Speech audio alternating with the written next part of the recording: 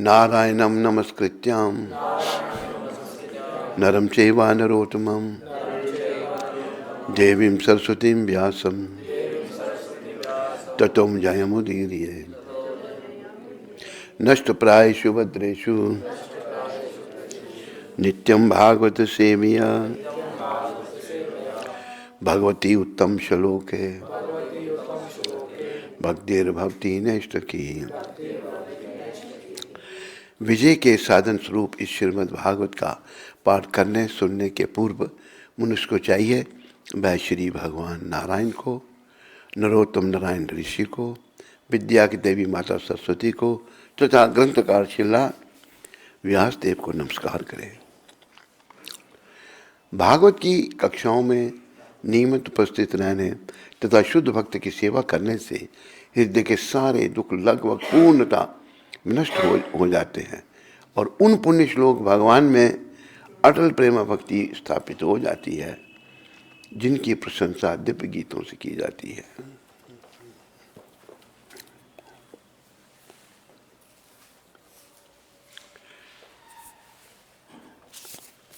श्रीमद् भागवत महापुराण प्रथम स्कंद दूसरा अध्याय और 8वां श्लोक चल रहा है।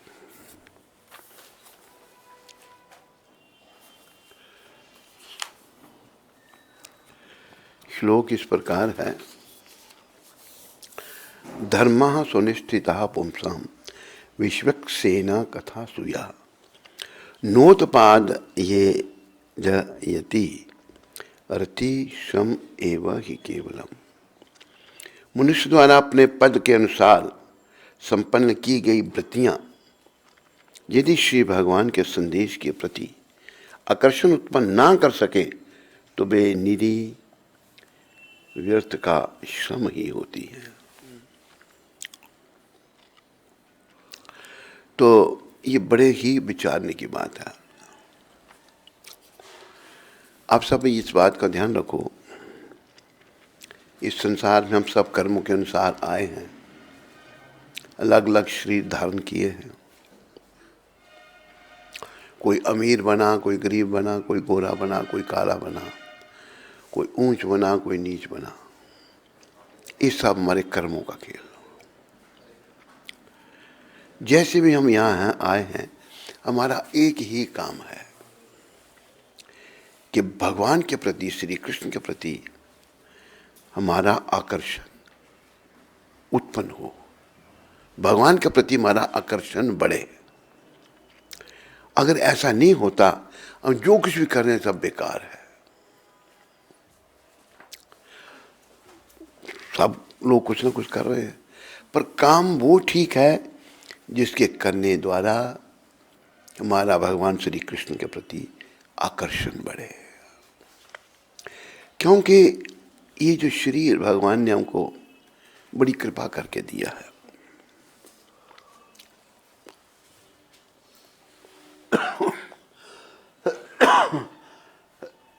ये शरीर भगवान ने केवल इसलिए दिया है कि हम उनकी प्राप्ति करें। भगवान क्यों चाहते हैं अपनी प्राप्ति? क्योंकि हम सब उन्हीं के हैं। हम सब भगवान के हैं और भगवान हम सब के हैं। पर हम ऐसे लोग हैं जो अपने पिता भगवान श्री कृष्ण के प्रति उनके श्री चरणों में हम अपराधी हैं। क्या अपराध है? अपराध ये है कि हम भगवान से अलग होकर सुख भोगना चाहते हैं। इस विषय पर कई बार चर्चा हुई है। भगवान से अलग होकर कभी हम सुखी नहीं हो सकते। जैसे मछली को पानी से निकाला जाए तो मछली सुखी नहीं हो सकती। इसी प्रकार भगवान से अलग होकर हम लोग सुखी नहीं हो सकते, हम लोग दुखी ही रहेंगे। तो प्रभुपाद समझाते हैं, पानी से जो मछली बाहर निकाली है उसको सब सुविधा दी, बढ़िया कमरे में बड़े अच्छे बिस्तरे पर उसको बैठा दिया है, पास सारी सुख सुविधाएं उसके पास रखी हैं, लेकिन मछली तड़पेगी। मछली का जीवन पानी में है। इसी प्रकार हमारा जीवन श्री कृष्ण की शरण में है, श्री कृष्ण की सेवा में है। तो हम लोग अभी जितने भी दुनिया में हैं, हम सब भगवान से अलग हैं। सुखी रहना हमारा स्वभाव है, लेकिन जहाँ सुख है उनको हम छोड़ चुके हैं। इसलिए भगवान भी ये चाहते हैं। अब ये कैसे सिद्ध हुआ कि भगवान ये बात चाहते हैं कि हम सब उनकी शरण में जाकर सुखी हो जाएं? तो परम संत प्रभुपाद जी समझाते हैं कैसे भगवान चाहते हैं कि हम उनकी शरण में जाएं और सुखी हो जाएं। उत्तर है, भगवान क्यों अवतार लेते हैं पृथ्वी पर? हम सबको ले जाने के लिए। हम सबको अपने घर को वापस, हमारा घर है भगवान का धाम, वैकुंठ लोक।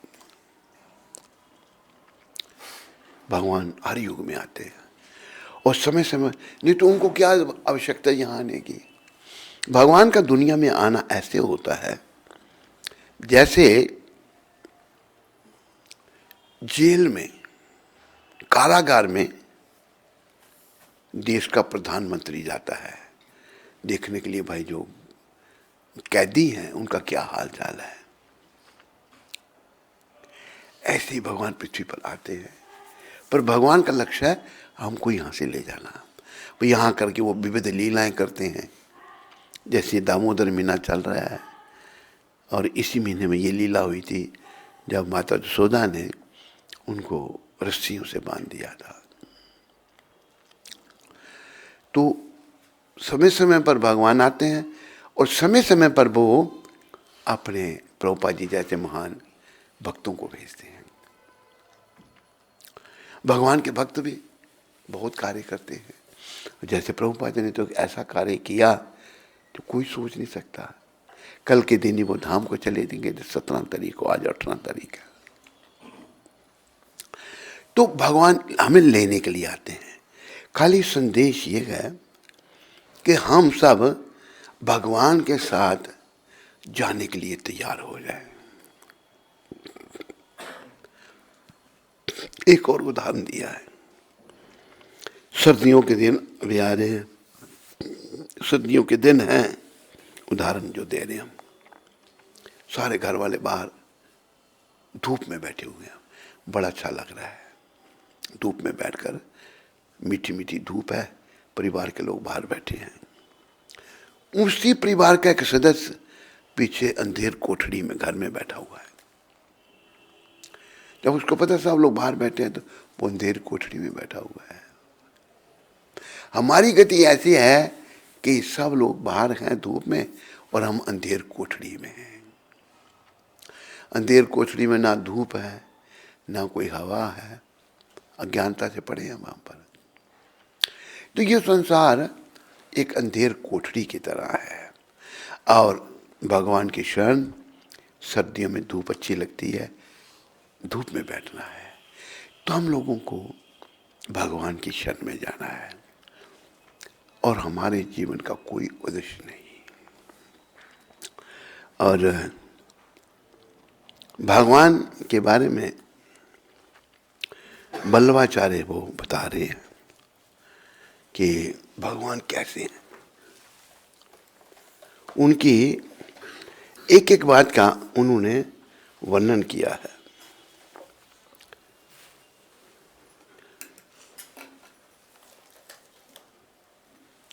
तो क्या कह रहे हैं वो?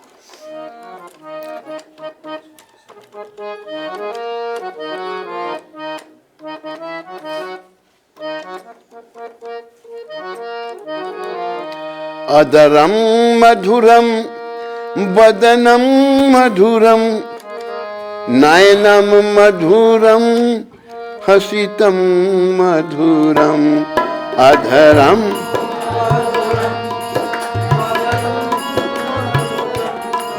नयनम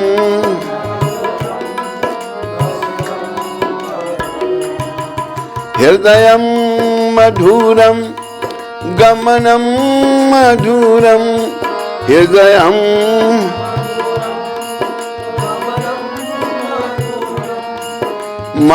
मधुराधिपते रखिलम मधुरम मधुरा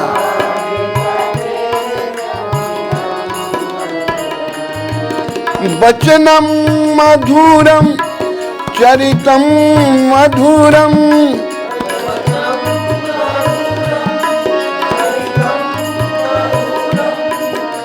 वसनम मधुरम बलितम मधुरम वसनम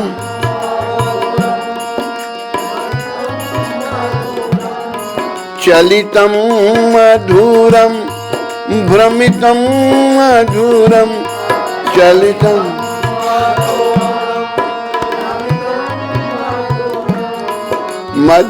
मधुराधिपते रखिलम मधुरम मधुर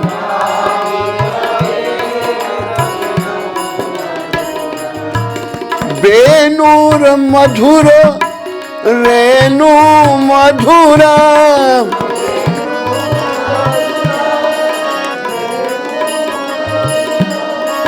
पानीर मधुरा पादो मधुरा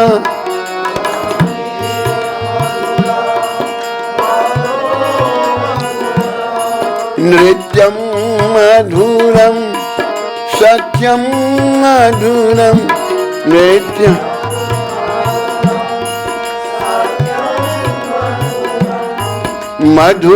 मधुराधिपते रखिलम मधुरम मधु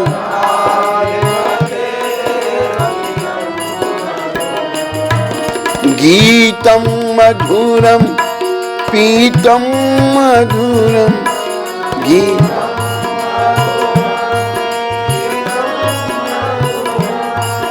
भुक्तम मधुरम सुप्तम मधुरम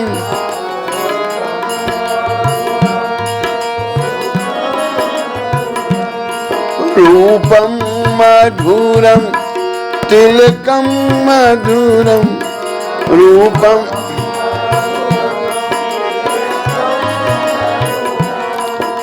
मधुराधिपते रखिलम मधुरम मधुरा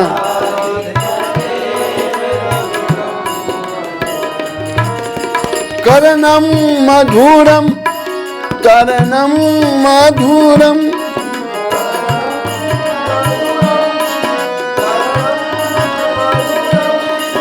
हरणम मधुरम रमणम मधुरम हरणम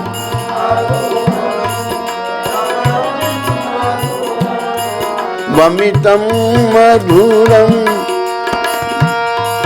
कमलम मधुरम वमितम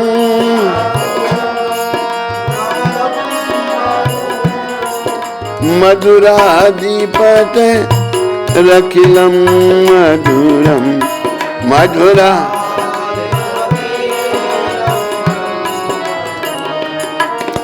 गुंजा मधुरा माला मधुरा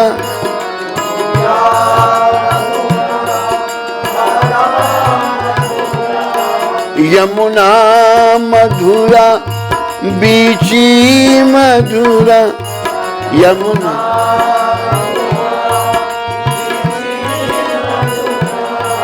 सलिलम मधुरम कमलम मधुरम सलिल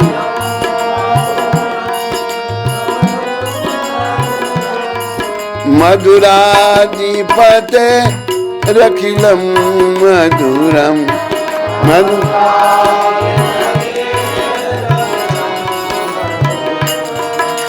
गोपी मधुरा लीला मधुरा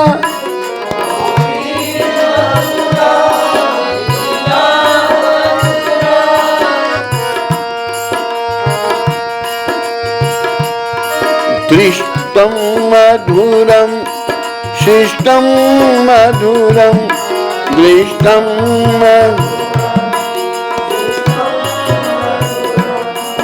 मधुराधिपते रखिलं मधुरं मधुरा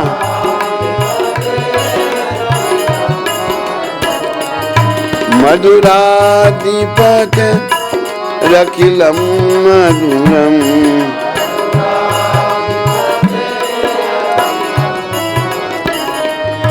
गोपा मधुरा गावो मधुरा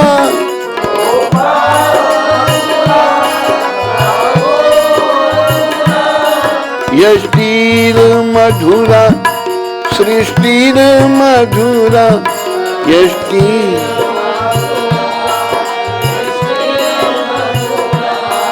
दलितं मधुरं फलितं मधुरं दलित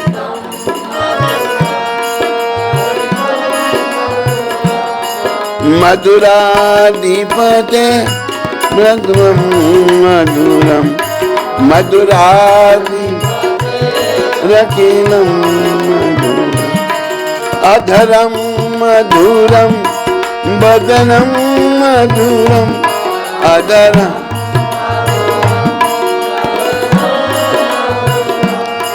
मधुराधिपते रखिलं मधुरं मधुरं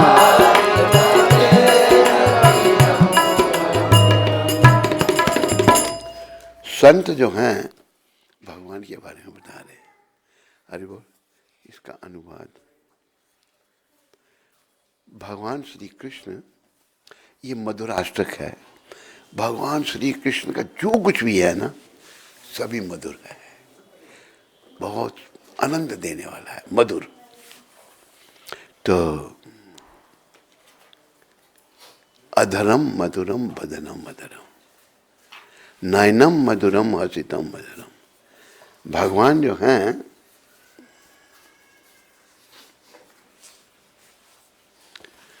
हरे कृष्णा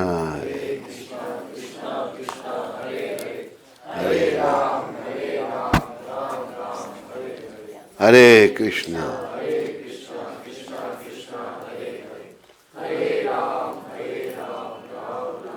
उनके होंठ मधुर हैं, अधरम, उनका मुख मधुर है, उनके नेत्र मधुर हैं, उनकी मुस्कान मधुर है, उनका हृदय मधुर है, उनकी चाल मधुर है। मधुरा के सम्राट की सभी वस्तुएं मधुर हैं। मधुराधिपति मतलब भगवान की हर वस्तु, हर जो मधुर, बड़ी सुंदर। याद रखो हम उन्हीं के हैं, आज हम उनको भूल गए हैं। और यहाँ पर जैसे कहा ना कि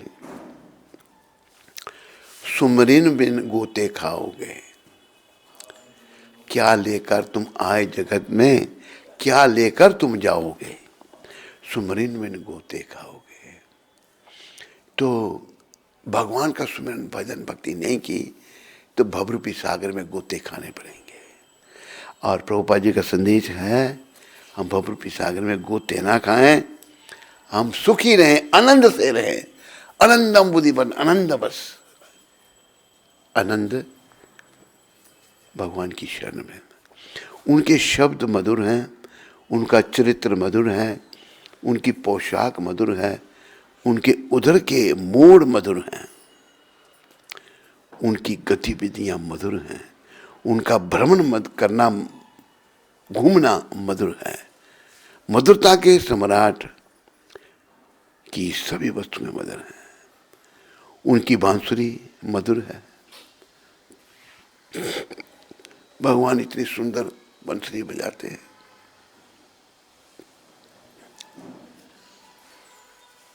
कि जो बंसरी को, वैसे भजन तो अंग्रेजी में है, अंग्रेजी मेरी इसमें पंजाबी में, नंदलाल तेरी बंसरी कमाल कर गई, दिलां पत्थरां नूं ढाल के निढाल कर। जो पत्थर दिल थे वो भी पिघल गए भगवान की बंसरी सुनने से। भगवान की हर चीज दिव्य आती, दिव्य, कोई तुलना नहीं। तो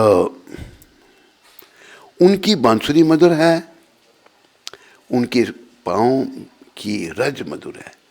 देखो ब्रिज राज की बड़ी महिमा है, क्योंकि इस ब्रिज पर भगवान चले हैं। ब्रिज राज की बड़ी महिमा है। तो मुक्ति जो सब चाहते हैं, आवागम से छूटना, मुक्ति एक दिन भगवान को पूछती हैं। मुक्ति कहे गोपाल सो, मेरी मुक्ति बताए। मुक्ति गोपाल कहते मेरी मुक्ति कैसे होगी?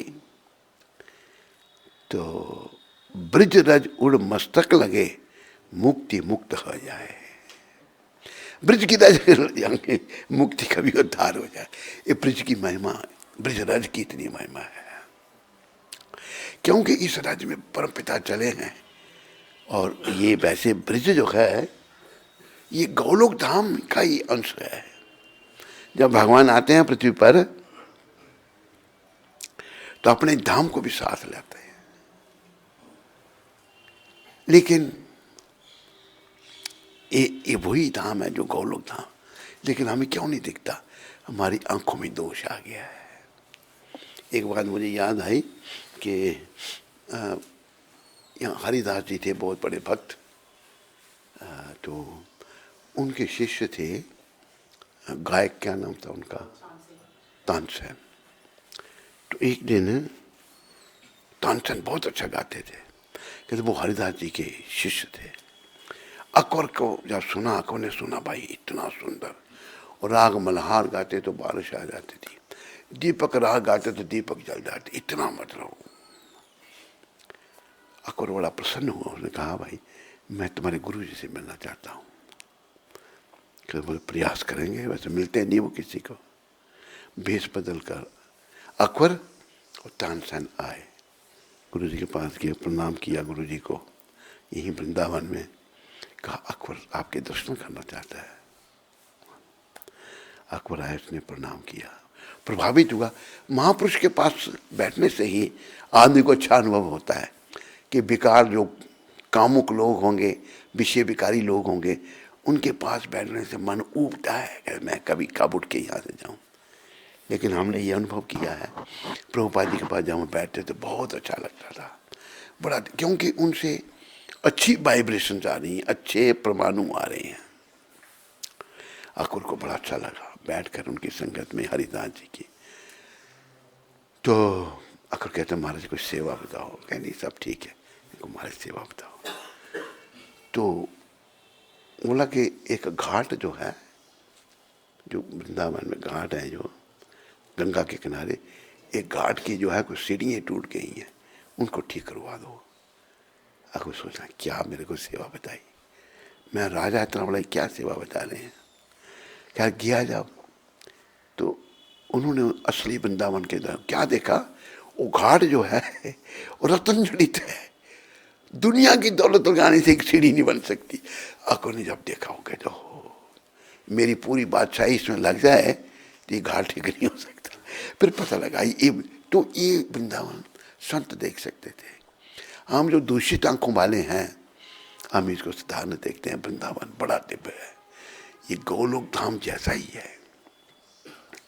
जब भगवान लीला करने यहाँ आ रहे थे तो उन्होंने राधा रानी को कहा कि मैं जा रहा हूँ, आप भी चलो। कहते मैं वृंदावन छोड़ के नहीं जाती। तो भगवान ने कहा, वृंदावन को भगवान यहाँ ले आए। फिर इसी वृंदावन में भगवान श्री कृष्ण की और राधा रानी की लीलाएं हुई। इसलिए कहा है कि वृंदावन शोभन नहीं,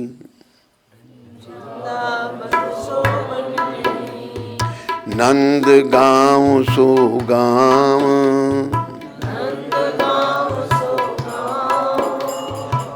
बंसी बट सो बट नहीं, कृष्ण नाम सुना।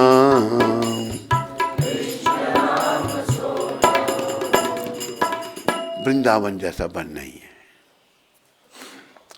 और नंद गांव जैसा कोई गांव नहीं है। बंसी बट सो बट नहीं, कृष्ण नाम सो नाम, सभी दिव्य कृष्ण दिव्य, उनका वृंदावन, उनके बंसी बट, सभी कुछ दिव्य। तो हमें दिव्य वृंदावन को देखने के लिए आंखों में प्रेम रूपी काजल डालना पड़ेगा। जो ब्रह्मा जी ने जब पहचान सके थे ना कृष्ण भगवान को, तो ब्रह्मा जी ने ये शब्द कहे थे कि प्रभु भौतिक आंखों से आपको नहीं देखा जा सकता। कौन सी आंखों से भगवान को देखा जा सकता है? प्रेमंजन शुरिता भक्ति विलोचने न संत सदैव हृदयेषु विलोकयन्ति यम श्याम सुंदर अचिंत गुणा स्वरूपम गोविंदम आदि पुरुषम तमहं भजा। आंखों में प्रेम रूपी काजल डालना पड़ेगा। आप आंखों में हमारे प्रेम कहाँ है? प्रेम तो है स्त्री से, चाहे वो डांटती भी कितनी हो, लेकिन है स्त्री बस। प्रेम है बच्चों से, प्रेम है नोटों से। हमें तो भगवान को प्रेम करने के लिए सारे प्रेम छोड़ने पड़ेंगे, और आपको नहीं छोड़ सकते हम, ये गलत बात है। अरे ये प्रेम, स्त्री का प्रेम, बच्चों का प्रेम, धन का प्रेम नहीं छोड़ोगे ना, एक दिन सब कुछ आपसे छुड़ा लिया जाएगा। जबरदस्ती होगी, होगी नहीं होगी? सब कुछ छुड़ा लिया जाएगा। तो फिर खुद ही छोड़ दो, भगवान के लिए छोड़ दो, आपका फिर भगवान से प्रेम हो जाएगा। जैसे ताज बीबी थी, मक्का जा रही थी, मुगलों की वो रानी थी, शाही परिवार से जा रही थी। जब वृंदावन से जब गुजरे उस समय तो घंटे बज रहे थे, तो मौलवी साथ में थे। मक्का की वो जा रही हैं, हज करने जा रही हैं, मक्का मदीना। तो कहा भी यहाँ क्या है शोर मचा हुआ? ताज बीबी ने कहा कि यहाँ छोटा, हिंदुओं का छोटे खुदा यहाँ रहते हैं। हिंदुओं का खुदा छोटा, कि मैं पहले देखना चाहती हूँ। आए जब देखिए ऐसा मन मोह के तुम जाओ, मैं नहीं जाती। अभी निकाल दिया सबको। ताज बीबी का स्थान है अभी भी। पहले 60 साल राज करने वालों ने चीज़ों को छुपाया, वो अभी योगी सरकार ने बड़ा अच्छा बनाया उसको। यहाँ ताज बीबी रहती थी, यहाँ रसखान जी रहते थे, अभी वो देखने लायक जगह है। फिर वो सारा उनकी समाधि वहाँ पर है, वहीं रहे। ये है भगवान का आकर्षण। मतलब कई बड़े लोग भगवान के शुद्ध भक्त बने। ये जरूरी नहीं कि हिंदू ही, कोई भी, आत्मा तो सब परमात्मा की है। और आत्मा ना हिंदू है, ना मुसलमान है, ना सिख है, ना ईसाई है, ना स्त्री है, ना पुरुष है। आत्मा परमात्मा की अंश है। ये जो परमात्मा की अंश आत्मा है, वही हमारा असली स्वरूप है।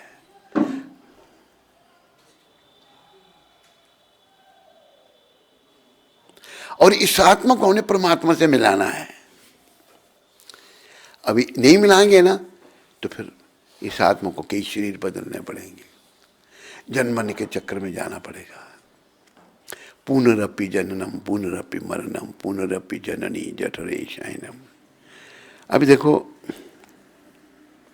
हमारे दिमाग इतने मोटे हो चुके हैं पापों के कारण, हम इन बातों को समझने के लिए तैयार ही नहीं है। ना समझ सकते हैं, ना समझने के लिए तैयार हैं। तो इन बातों को समझना है प्रभुपाद कृपा से। और हमने इस शरीर के द्वारा अपने आप को योग्य बनाना है अपने घर को वापस जाने के लिए। हमारा घर भगवान का धाम है, ये संसार हमारा घर नहीं है। तो ये संसार क्या है? भगवान ने बताया है, माम पित्या पुनर्जन्म दुखालयम शाश्वतम। ये संसार दुखों का घर है, और जो जन्म है उसकी मृत्यु है। जिसने जन्म लिया वो मरेगा, और ये दुखों का घर है। तो दुखों का घर जो है उसमें सुख ढूंढो, जब है ही नहीं सुख तो कैसे मिलेंगे तेरे को सुख? सुख मिलेगा नहीं। सुख की खोज करते करते तेरे जीवन का अनमोल समय व्यर्थ में चला जाएगा। एक बड़ा कीमती समय जो है, दुनिया की दौलत लगाने से एक श्वास किसी को नहीं मिल सकती, वो बातों में ही चला जाएगी। तो जो अनमोल समय को हमने व्यर्थ नहीं गंवाना। इस अनमोल समय का हमने प्रयास करना है भगवान को पाने के लिए, भगवान की शरण में जाने के लिए। और ये भी ध्यान में रखना बार बार कि संसार छोड़ना है, इसमें तो किसी ने ना कोई रहा है ना कोई रहेगा, ना कोई यहाँ रहा है ना कोई रहेगा। एक दिन सबको जाना पड़ेगा, जितने भी लोग हैं जाना सबको पड़ेगा, लेकिन दुर्भाग्य से जाने की कोई नहीं सोचता, ये बड़ा दुर्भाग्य है। तो संत प्रभुपाद जी जैसे संत हमारे और भगवान के बीच में हैं।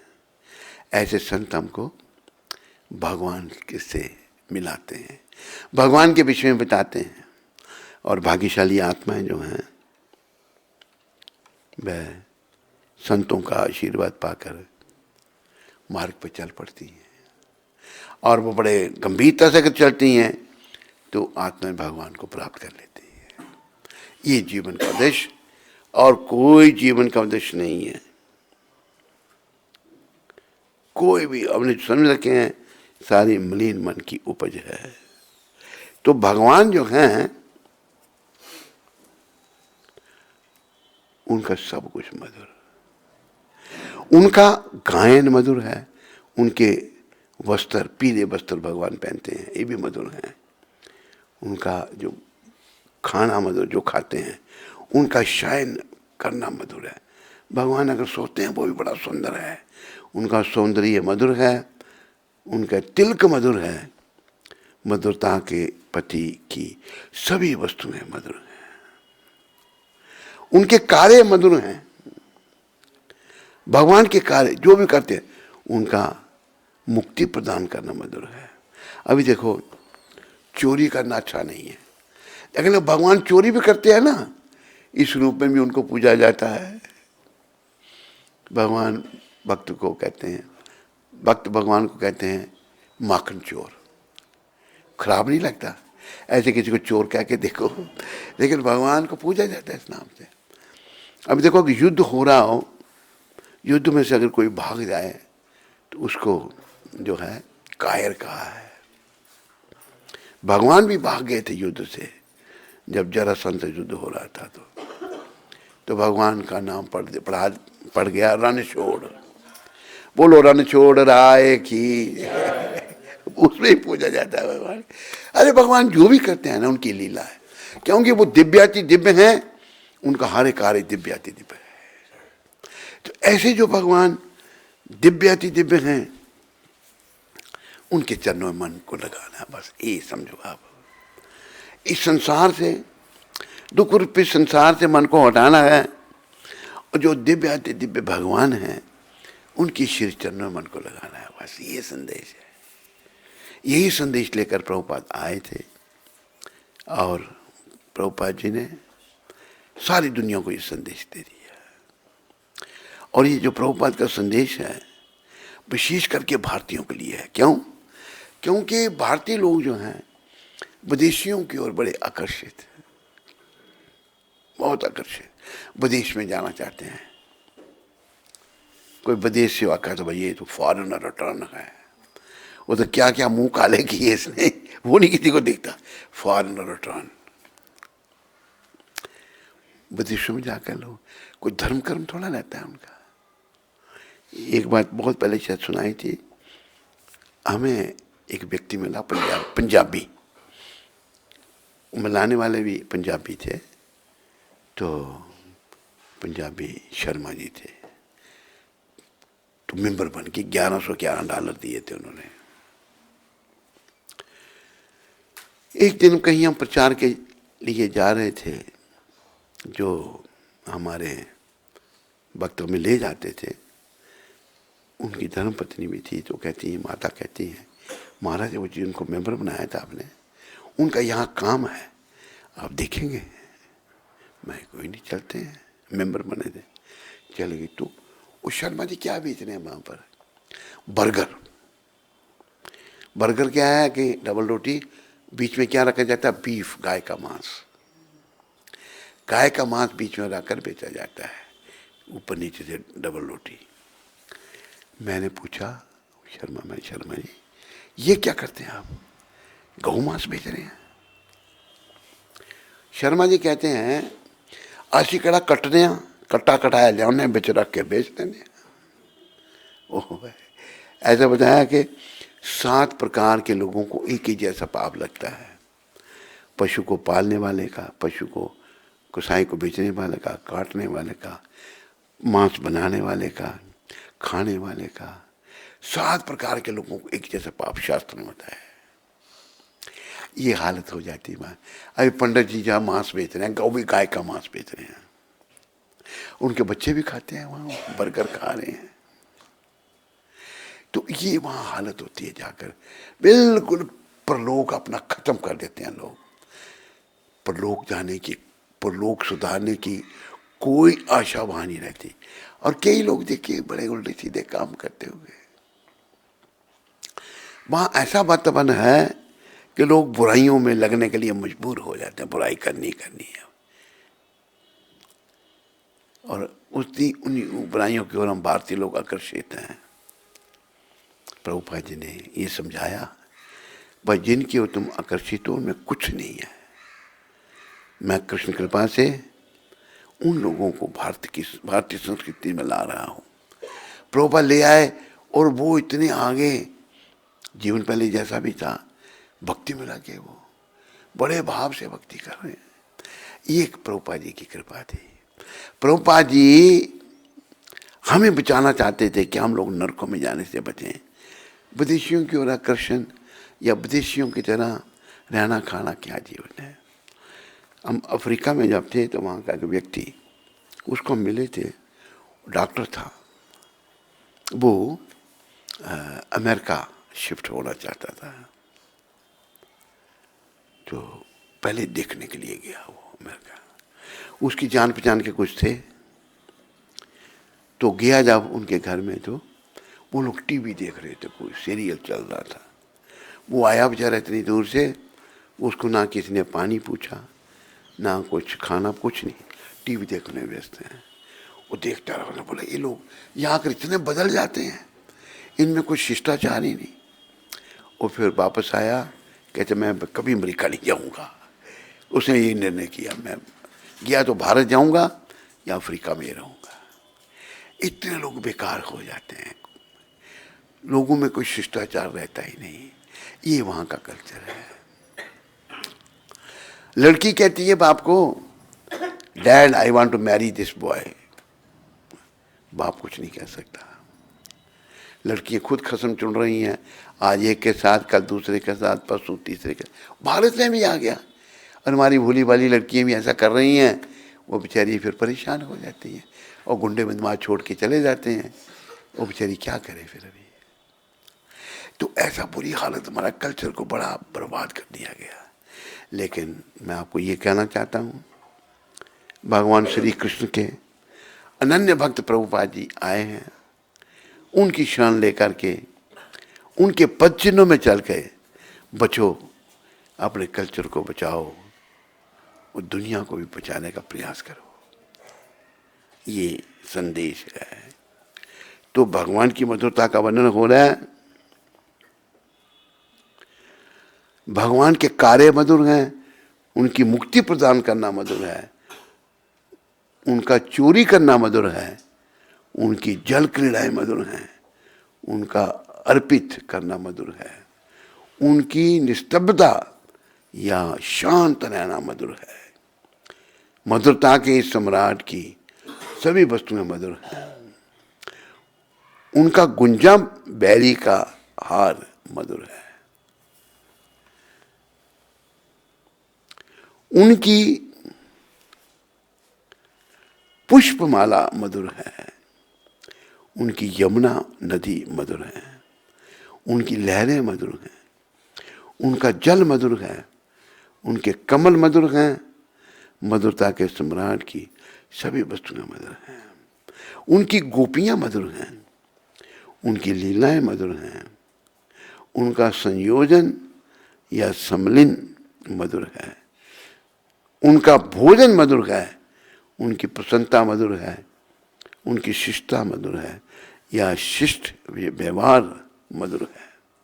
मधुरता के पति के विषय में सभी वस्तुएं मधुर हैं।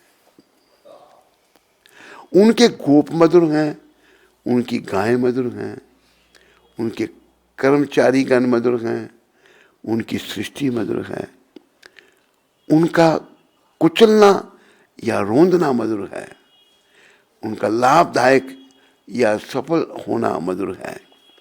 मधुरता के पति, मधुरता के सम्राट की सभी वस्तुएं मधुर हैं। तो याद रखो इस बात को, भगवान की हर वस्तु मधुर है।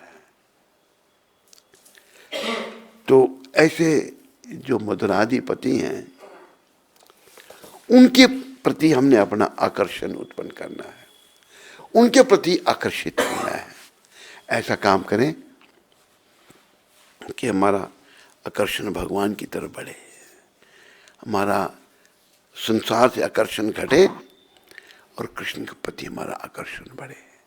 क्योंकि एक दिन जब संसार छोड़ना है, तुम्हारी ऐसी परिस्थिति में हम आ जाएं, जब छोड़ने का समय आए तो हमारा आकर्षण केवल श्री कृष्ण के चरणों में हो, संसार की किसी वस्तु के प्रति हमारा आकर्षण ना हो। अभी जैसे कई बार लोग मरते समय उनकी कोई वस्तुओं की तरफ उनका ध्यान रह जाता है, पर अगला जन्म फिर उन्हीं में उधर ही जाना पड़ता है। अंत में जो ध्यान में बात आती है, अगला जन्म उसी के अनुसार मिलता है। भगवान ने कहा ना कि यम यम वापी स्मरण भावम त्याजते अंते कलेवरम तम तमे वेति कौन्तेय सदा तत् भाव भाविता। अंत समय में जिसका जैसा भाव होता है, अंत समय में जो भाव होता है उसके अनुरूप ही अगला शरीर मिलता है। अंत मता सो गता। अंत काल में अगर हमारा ध्यान में भगवान आ गए, अभी किसी ने मेरे को एक भेजा प्रभुपाद के बारे में, कल ही मैं पढ़ा, बताया कि प्रभुपाद आखिरी समय एक वो पता नहीं गौड़िया मठ से हैं, वो बता रहे मैं ट्रेन में उधर से चढ़ा, उधर उतरा, फिर उधर चढ़ा, उधर उतरा, फिर ऐसे मैं पहुंचा प्रभुपाद के पास। और उसी दिन प्रभुपाद जी ने, जैसे कल का ही दिन था, शरीर छोड़ा। कहते मैंने क्या देखा कि सारे सात्विक भाव प्रभुपाद में प्रकट होने हैं, अष्ट सात्विक भाव, और कोई मलमूत्र का त्याग नहीं था। प्रभुपाद जी ने जो डायपर उनको लगाया था, कि थोड़ा सा पेशाब उसमें हो गया था, उसमें से सुगंध आ रही है, वो लिखा होगा। मतलब शुद्ध भक्त जो है, उनके पेशाब से भी सुगंधी आ रही है, दुर्गंध नहीं आ रही। बड़ा वो बड़ी देर में, इतना पढ़ता नहीं कुछ, लेकिन प्रभुपाद जी की किताब में सारा पढ़ा। तो अंत समय में प्रभुपाद जो है, ये भी उन्होंने कहा कि कौन सा रिगर मोटिस, रिगर मोटिस कहते कुछ नहीं, शरीर उनका अकड़ा था। कुछ लोग ऐसा सोचने लगे जो बेचारे भाग्यहीन थे कि प्रभुपाद का शरीर अकड़ जाएगा। वो कह रहे हैं बिल्कुल नहीं, ये तूने पढ़ा जो मैं बता रहा हूँ, ये पढ़ना तुम, इसको नोट कर लेना अपने पास, अंग्रेजी में बड़ा लंबा है। तो प्रभुपाद जो हैं एक दिव्य कोटि के संत हैं, एक अवतारी पुरुष है। कल पढ़ के मुझे बड़ी प्रसन्नता हुई कि प्रभुपाद जी का एक एक बात उन्होंने लिखी है, कैसे जो है उनका अंतिम समय कैसे हुआ। और वो लिखने वाले तो अभी उपस्थित थे, वहीं पर थे। तो ये चल रहा है कि हमारा ऐसा जीवन हो कि अंत में भगवान का ध्यान हमारे मस्तक में आ जाए, अंत में भगवान की ओर हम मुड़ जाएं। वह पहले ही मुड़ेंगे तो अंत में भगवान का ध्यान आ जाए, बस अंत में और किसी चीज की तरफ हमारा ध्यान ना जाए। पर ये बहुत कठिन है। प्रयास करने से सफलता मिल सकती है। तो सबको प्रयास करना है, अंत समय का चिंतन करके। हमारा आकर्षण जो है, पुरुष का आकर्षण स्त्री की ओर है, स्त्री का चिंतन है, स्त्री पुरुष का चिंतन कर रही है। ये आकर्षण याद रखो नरक का द्वार है। नरक में जाना पड़ेगा, कुछ नहीं। ये मलिन मन की उपज है। ये पुरुष आकर्षण स्त्री आकर्षण जो है ना, मलिन मन की उपज है। जैसा हमने कई बार बताया आपको कि मलिन मन की हर बात बेकार है। बोलो, इस याद रखो। और हम सबके मन मलिन है। कोई यहाँ पर है जिसका मन शुद्ध है? जरा हाथ खड़ा करो। और मलिन किस किस का मन है? कईयों ने बायां हाथ किया है, कईयों ने दायां पर। हम सभी के मन मलिन है। मैं भी आपके साथ में हूं। तो मलिन मन जो है, इसको शुद्ध करने में लगना है। अगर ये शुद्ध हो जाएगा ना, फिर कोई चिंता नहीं। और जब तक ये शुद्ध नहीं है तो बड़ा चिंताजनक विषय है। तो मनुष्य द्वारा अपने पद के अनुसार संपन्न की गई वृत्तियां यदि श्री भगवान के संदेश के प्रति आकर्षण उत्पन्न ना कर सकें तो वह निरी व्यर्थ का श्रम होती है, बेकार समय का नाश। अभी हमने देखा विदेशों में विदेशी औरतें गोरी चमड़ी है, थोड़ा नक्श नैन अच्छे हैं, बहुत सारे लोग आकर्षित हो जाते हैं और बाद में फिर वो जूते मारती हैं उनके सर में। एक दिल्ली में था, बहुत पढ़ा लिखा वक्त बन गया था। तो एक गोरी आई कनाडा से, आकर्षित हो गया और ले गई उसको कनाडा में। जाके कुछ दिन रहे होंगे, मैं लात मारी, उसको निकाल दिया। अभी वो भटक रहा है। मैंने क्या कि मेरे को छोड़ दिया। मैं ये ऐसी औरतें होती है। ये दो इस कान की बातें बता रहा हूँ। एक और ये बंगाली था, मुझे बंगाल कहता महाराज, 3 आदमी, 2 बंगाली। एक कहता महाराज मेरी बड़ी इच्छा है अमेरिका जाने। मैं कुछ नहीं लगा, क्या रखा उधर, नहीं जाना है जाना है। पहुंच गया अमेरिका पहुंच गया तो शादी भी कर ली और बहुत जल्दी उसने लात ही मार दिया, निकाल दिया। मैं क्या हुआ कि महाराज छोड़ गई मेरे को। मैंने कहा अभी आरती उतारो उसकी तुम। छोड़ गई क्या, जो मूर्ख था। एक और ऐसे ही स्त्री जो है ना विदेशी, कोई इनमें कोई भावना नहीं है, बिना भावना के, और लोग उन्हीं की ओर आकर्षित हैं, जूते खा रहे हैं उनके। अब मैं किसी को एक बात सुनाई कैसी वहाँ की औरतें हैं। एक औरत ने दूसरी शादी कर ली, पहली शादी से 3 बच्चे, दूसरा खत्म कर लिया उसने, पहले को लात मार दी, और जिसको लात मारी वो भी गोरा ही था, दूसरा भी गोरा नया रख लिया। तो आवाज क्या कर रही है बार बार बैठी हुई थी वहां पर, हैं? क्यों उसको छेड़ रही है तुम? ठक ठक हो रहा है। तो दूसरा कसम जो उसने किया, तो वो कहता है मुझे बच्चे नहीं चाहिए, क्यों पहले वाली के बच्चे हैं। देखो माँ कैसी माँ, तो उसने कुछ नहीं उसको कहा। तो ये सियाटल की बात है, वाशिंगटन सियाटल, यहाँ बोइंग जहाज बनते हैं। तू भी देखा है ना सियाटल, ऐसे क्या कहता है, ऐसे ऐसे मैं सियाटल तो देखा है। हाँ, तो सियाटल में मैंने वो जहाज की इंडस्ट्री भी देखी है, कभी वो भी दिखा देंगे तेरे को। एक औरत दिखाने लगी हमको जहाज कैसे बन रहे हैं, बड़े बड़े बोइंग जहाज बन रहे हैं वहाँ पर बन रहे हैं। तो जब टूर कर लिए साहब, तो कीमत बताई उसने कि आप क्रेडिट कार्ड जहाज क्रेडिट का मजाक करने लगी, पर कैसे की जहाज खरीदोगी? अरे अरबों रुपये के जहाज। वो इंडस्ट्री में देखा आया हूँ, सियाटल में है, उनका अपना ही अड्डा भी है बहुत बड़ा। तो वहाँ पर सरोवर बड़े हैं सियाटल में, बड़ा साफ पानी बड़े सरोवर है।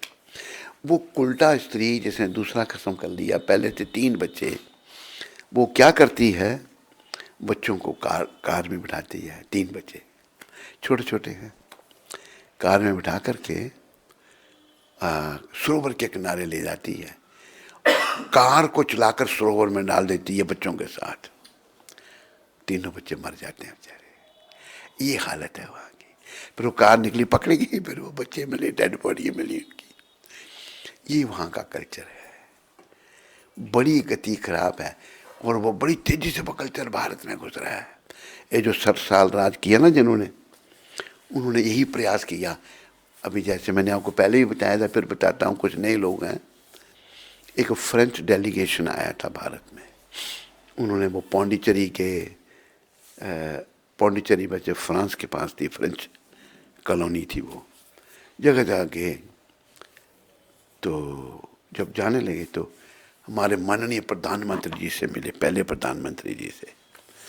वो कहते हैं कि हमने भारत का टूर किया, हमें बहुत अच्छा लगा, भारत का कल्चर और भारत का सब कुछ। पहले प्रधानमंत्री क्या कहते हैं? कहते हैं तुम्हें जिसकी बड़ी तारीफ कर रहे हो ना, I am trying to destroy this culture. Recorded है ये। कहते जिसने भेजा है, कहते रिकॉर्डेड है। ये थे पहले प्रधानमंत्री। दूसरे ने बड़ी कोशिश की, लगे रहे सारे, आखिर कर लिए बड़ी धूम, बड़ा जोर लगा कर, पर कृष्ण भगवान ने कृपा करके ऐसे प्रधानमंत्री को भेज दिए जो उनके बाप ने भी नहीं सोचा था कि ऐसा भी आदमी आएगा। वो सोचते थे बर्बाद कर देंगे इस देश को। ऐसा प्रधानमंत्री आ गया जो देश को बचाने में लगा है। लगा नहीं लगा है? भगवान की कृपा है, सारी कृष्ण की कृपा है। तो ये हमारे नेताओं का हाल था। तो ये संस्कृति, जो इसके अनुयायी नहीं है वो इसके दुश्मन है, वो प्रयास।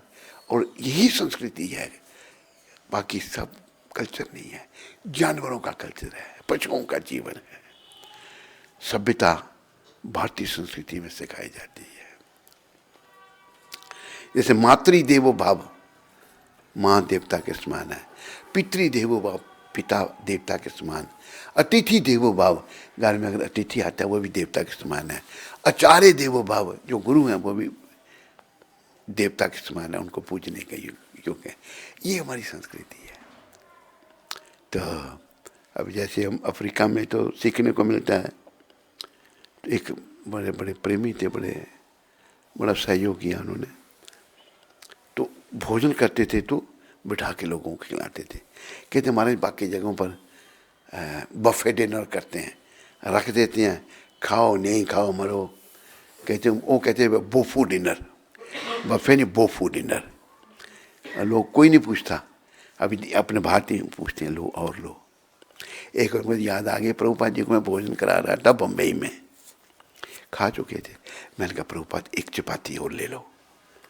मेरे को देखते हैं, कहते हैं दिस इज वैदिक कल्चर।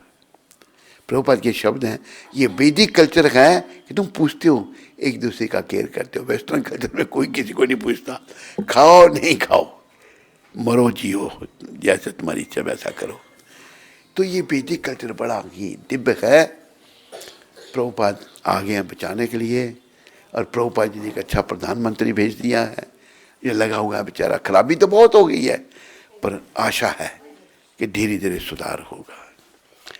तो हमें अपने जीवन को सफलता के पथ पर आगे बढ़ाना है।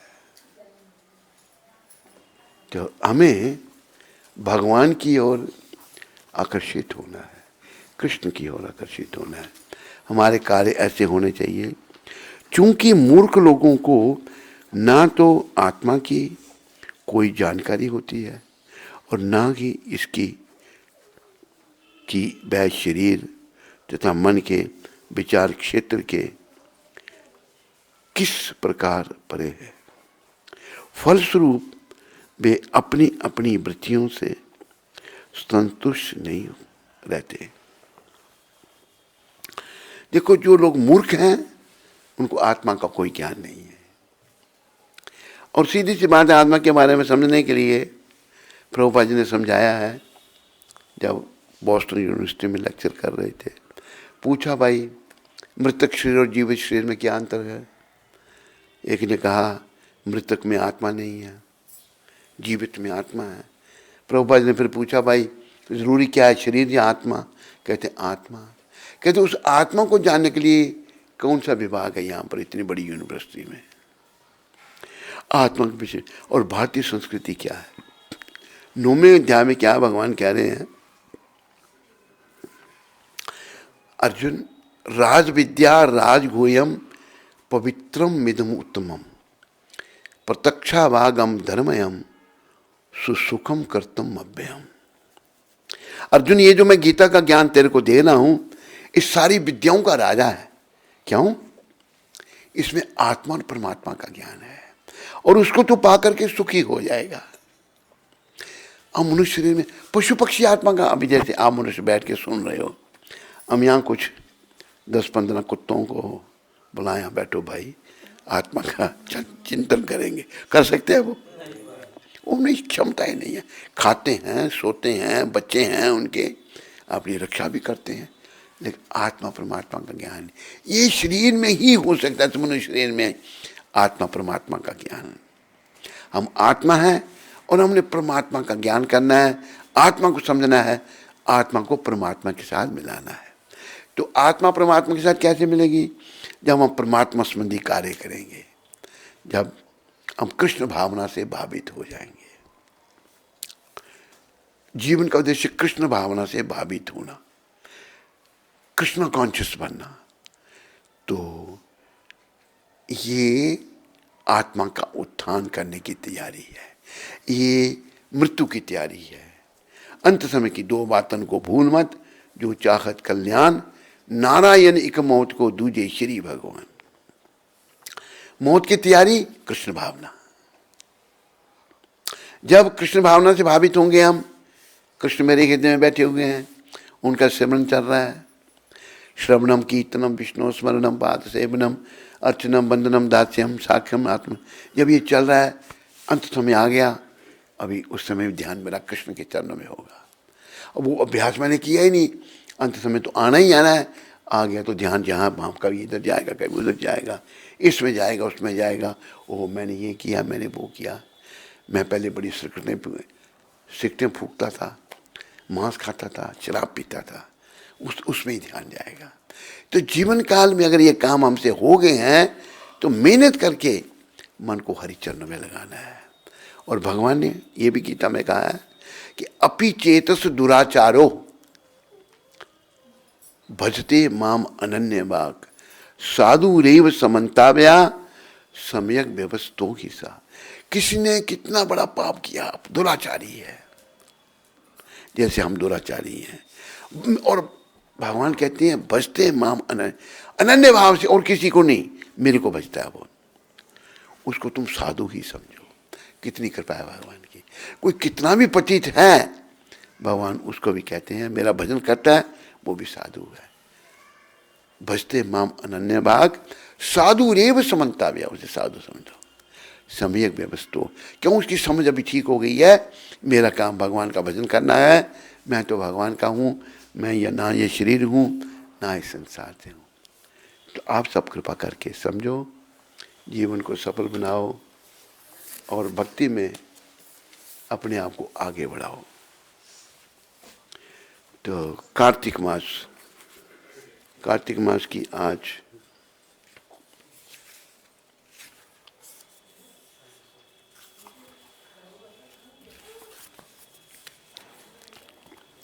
21वां दिन है, 21वां अध्याय।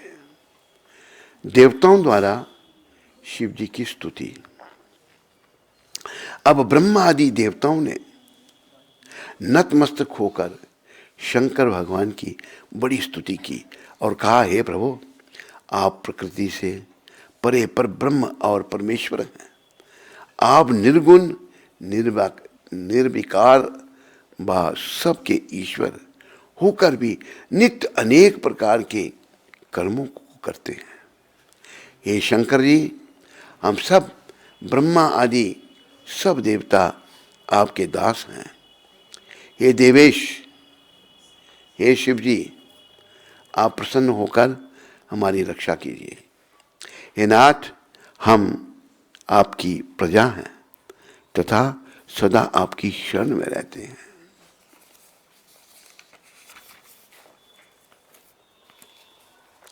राजा पृथु से नारद जी ने कहा, जब इस प्रकार ब्रह्मा आदि सब देवताओं और मुनियों ने शिव जी की अनेक प्रकार से स्तुति करके उनके चरण कमलों का ध्यान किया, तब उसे सुन शिव जी बहुत प्रसन्न हुए और सभी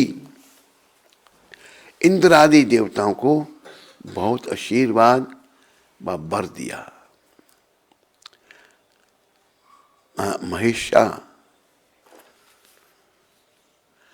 महिषाख्यान से जलंधर का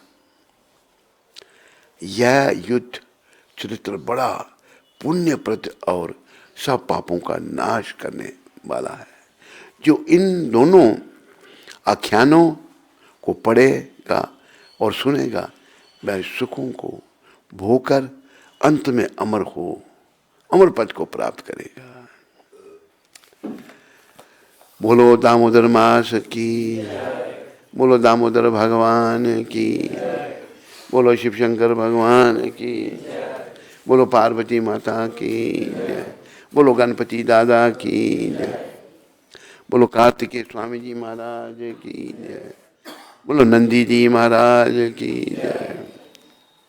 तो आज 18 तारीख है और आज का ये जो प्रभुपाद शिक्षामृत है, ये प्रभुपाद जी ने ब्रह्मानंद, एक उनके शिष्य थे, हमारे गुरु भाई, उनको पत्र लिखा था 18 नवंबर 1967 को। यहाँ तक कि श्रीमती राधा रानी के दल में भी श्री कृष्ण से प्रेम करने की स्पर्धा रहती है। यह एक प्रकार का रस है जिसमें श्री कृष्ण को केंद्र में रखते हुए प्रेम पूर्वक स्पर्धा होती है। मतलब सब भगवान श्री कृष्ण को प्रेम करना चाहते हैं। कृष्ण सबके प्रिय है, राधा रानी के तो प्रिय हैं। जो दल है सारा प्रभुपाद जैसे बता रहे हैं, यहाँ तक कि श्रीमती राधा रानी के दल में भी, राधा रानी के दल में बहुत सारी सखी हैं उनकी, सभी कृष्ण को प्रेम करना चाहती हैं, उसकी स्पर्धा रहती है। तो हमें कृष्ण भगवान से प्रेम करना सीखना है और मनुष्य जीवन को सफल बनाना है। बोलो मोर मुकुट बंसी वाले की। समय तो नहीं है पर बड़े दिन हो गए।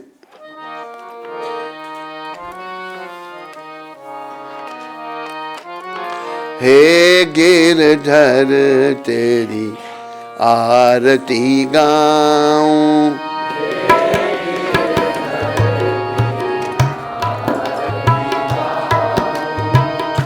मोर मुकुट तेरे शीश पे सोगे,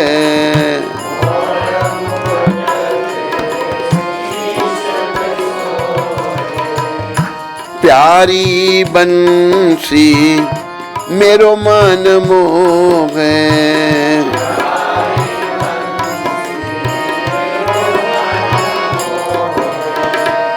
देख छवि बलि हारी में जाऊं,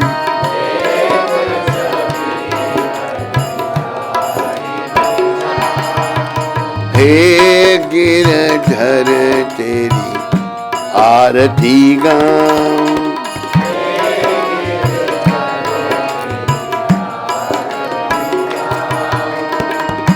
चरणों से निकली है गंगा प्यारी,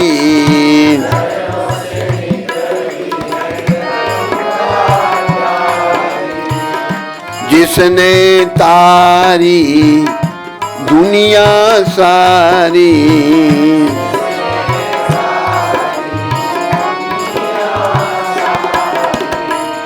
उन चरणों में शीश झुकाऊं,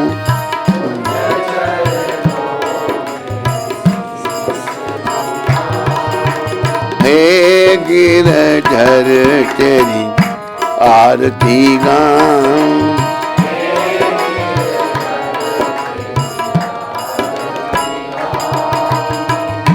संग सोहे वृषभानु दुलारी,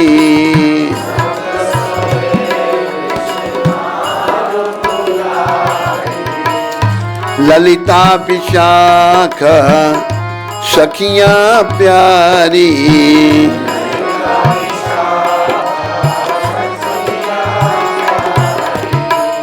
युगल छवि के दर्शन पाऊं।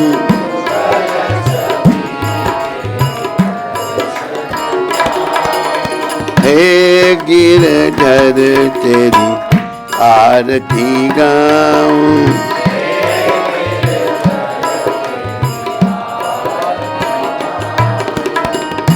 व्यासदास के नाथ आप हो,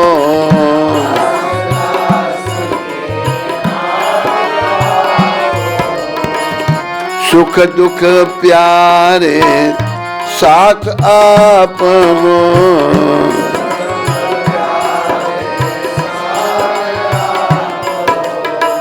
वास सदा वृंदावन पाऊं।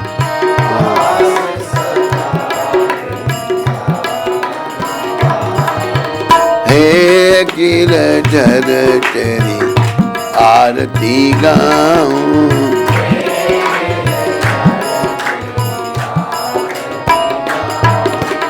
जय गिरधर जय गिरधर जय गिरधर,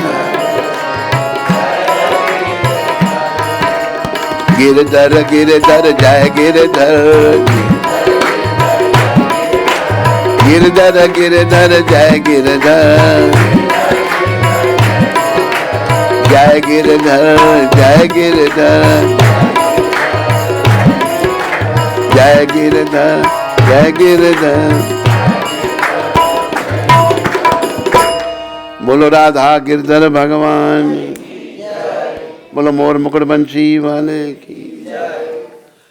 ये प्रसाद कहाँ से आया? उनकी तरफ से मोटी मोटी माला पतली वाली नहीं। हरे कृष्ण।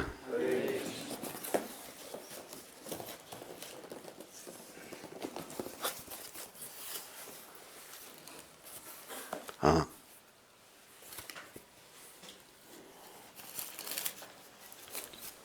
पिंटू चंडीगढ़ से हैं? पिंटू चंडीगढ़ से। महाभागवत भजन सम्राट श्री गुरु महाराज के चरणों में मेरा दंडवत प्रणाम। हरे कृष्ण गुरु महाराज जी। महाराज जी, आपने आज के प्रवचन में कहा कि पशु पालने वाला और खाने वाले दोनों को पाप लगता है, ऐसे शास्त्रों में वर्णन है। तो महाराज जी, अगर किसी ने कोई पशु घर में पाला हुआ है और तो उसको क्या करना चाहिए? अगर वो उनको छोड़ देता है तो कोई उसे पकड़ करके खा जाएगा, तब भी उसका पाप लगेगा या नहीं? और घर में आए तो उसकी रक्षा करो, जब तक वो जिए उसको बचाओ, फिर पाप नहीं लगेगा। छोड़ दोगे तो कोई मार के खाएगा तो फिर पाप तो लगेगा। रति मंजरी माता सूरत से। हरे कृष्ण गुरु महाराज जी, आपके पावन चरणों में मुझ पतित का कोटि कोटि दंडवत प्रणाम।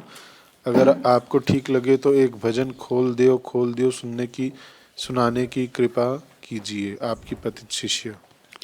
खोल दो, कल याद दिलाना है बस। चलो प्रसाद लो। रति मंजरी कल सुनाने का प्रयास करेंगे।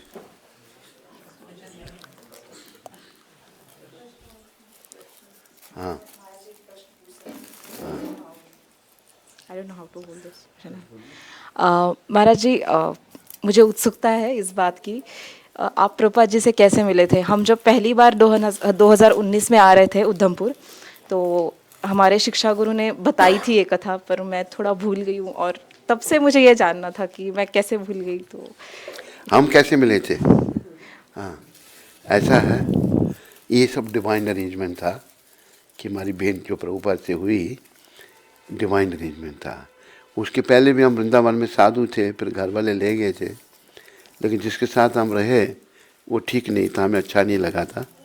भगवान से प्रार्थना की और भगवान ने बड़ी कृपा करके ये अरेंज किया था।